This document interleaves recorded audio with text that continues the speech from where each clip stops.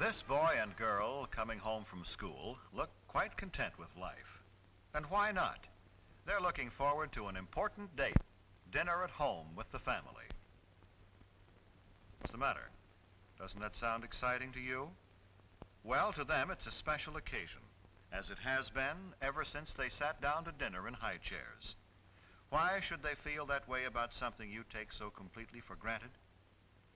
Well, let's see if we can find out. First of all, daughter has changed from school clothes to something more festive. Dressing a little makes her feel and consequently look more charming. Even the table takes on a special air. Mother, too, changes from her daytime clothes. The women of this family seem to feel that they owe it to the men of the family to look relaxed, rested, and attractive at dinner time. Brother is spending an hour before dinner catching up on his homework. He has plans this evening. Perhaps that explains the telephone call. But he won't spend a lot of time on the phone either. When there are several members of the family to be considered, it is not a good idea for one member to monopolize the phone. And it is never good to allow telephone conversations to interfere with studies.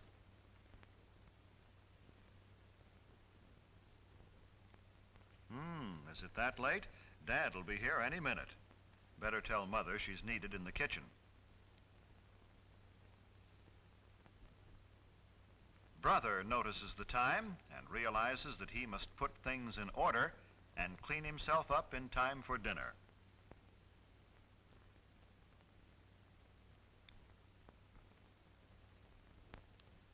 Hello there. Junior is always in a hurry, particularly for dinner. But first there's a cleanup job to do on this young man. Brother takes it upon himself to help share Junior's responsibility for keeping their room in good order and keeping Junior in good order, too. Punctuality is stressed in this household. By that I mean hair is combed and faces and hands scrubbed before the boys come to the table so they won't delay the meal.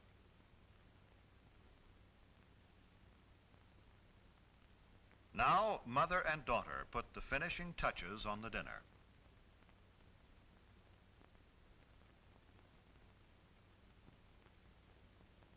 Father, too, looks forward to this date with the family.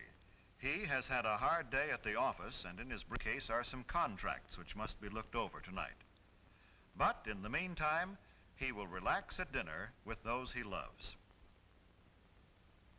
A simple centerpiece made from some flowers which grow in the backyard is another of daughter's contributions to the dinner. But it takes up a little too much room, so she moves it to the sideboard.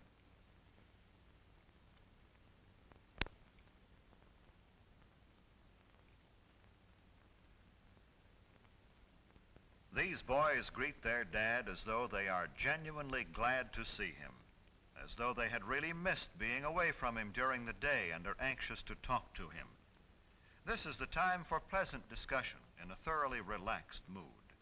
They don't pick this time of the day to spring unpleasant surprises on Dad. If they have disagreeable news, they'll postpone the discussion until another time.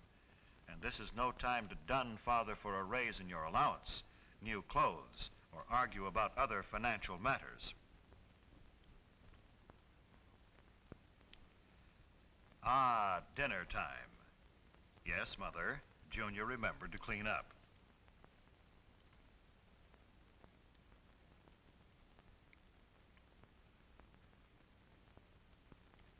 Brother seats Junior.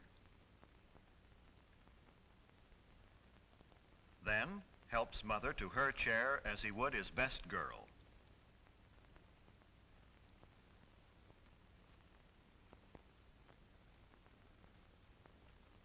Well, the dinner date has begun, and they're all happy about it.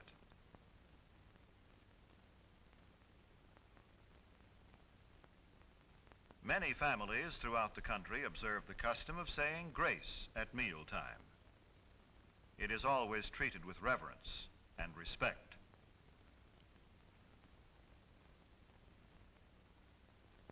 Napkins on the lap The family awaits service. They converse pleasantly while Dad serves. I said pleasantly, for that is the keynote at dinner time. It is not only good manners, but good sense. Pleasant, unemotional conversation helps digestion. Father serves mother first, then daughter, then the boys. Don't worry, fellas, you won't get left.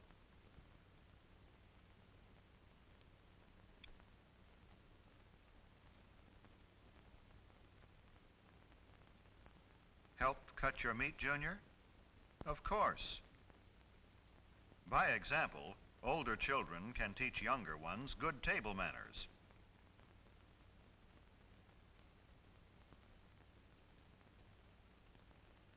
No one starts eating until Father has served himself.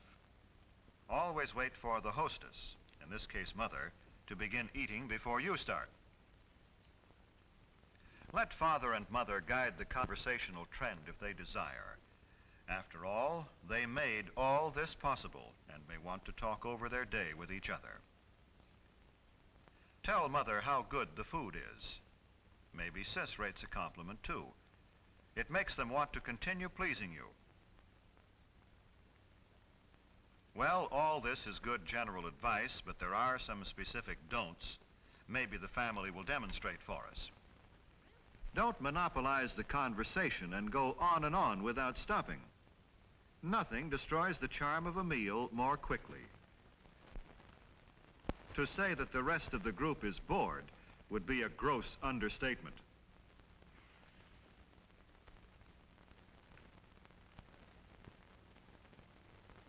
Don't discuss unpleasant topics such as gruesome sights or sounds, or unpleasant occurrences. This is a time of pleasure, of charm and relaxation, remember?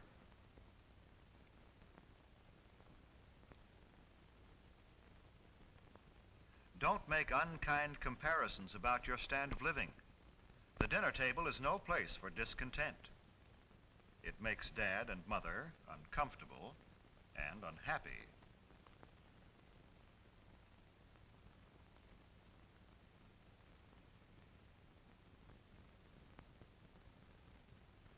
Don't insult your brother or sister with offensive remarks about friends. Arguments, harsh words mean tension and distress for everyone.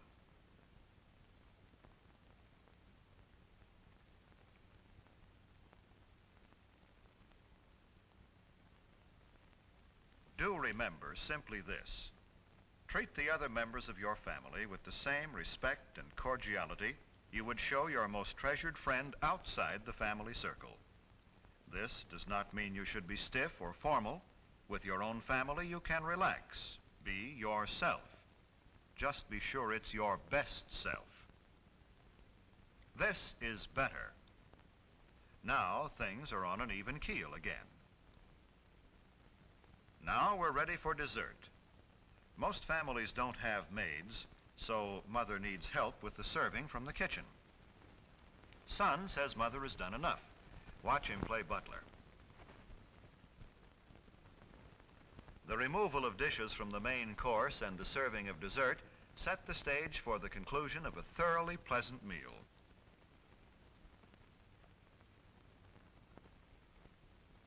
Do you begin to see now how a date with your family can be a truly special occasion? Do you know why brother and sister looked forward to the evening? When the dinner hour at home is treated with a certain amount of graciousness and ceremony, it can be memorable. There is no family so poor but that the evening meal can be eaten in an atmosphere of warmth and gentleness. There is no family so busy but that it can come together in the evening for a dinner date which will give its members something to look back upon with happiness all their days.